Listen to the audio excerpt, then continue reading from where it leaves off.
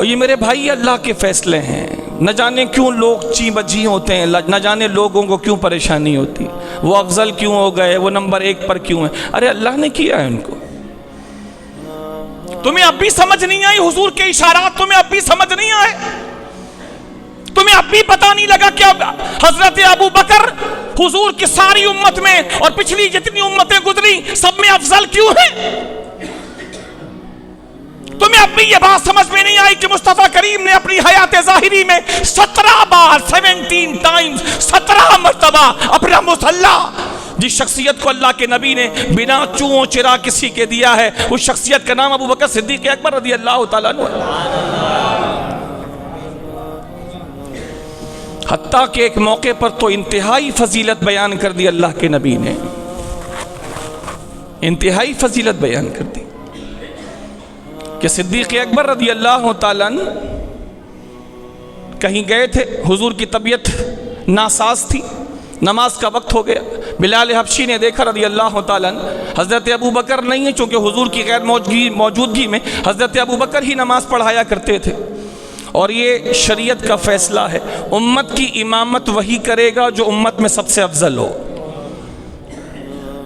یہ شریعت کا فیصلہ ہے.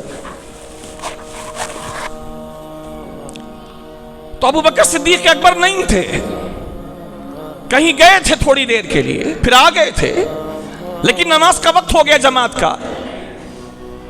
حضور حجرہ مبارکہ میں ہیں اور ابو بکر صدیق اکبر کہیں تھوڑی دیر کے لیے گئے ہیں، پھر واپس آ گئے، لیکن اتنی دیر میں جماعت کا وقت ہو چکا.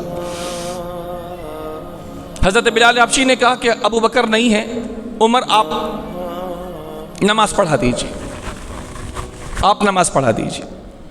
روایت کہتی عمر فاروق اعظم مصلی رسول پر آئے، جیسے ہی تکبیر کہی حضور کو آواز پہنچی، انہوں نے نماز شروع کر دی. حضور نبی پاک علیہ السلام اس طبیعت کی ناسازی کے باعث، حضور نبی کریم علیہ السلام اس طبیعت کی ناسازی کے باوجود حضور حجرے کے دروازے پر تشریف لائے اور جلال میں اشارت فرمایا، نہیں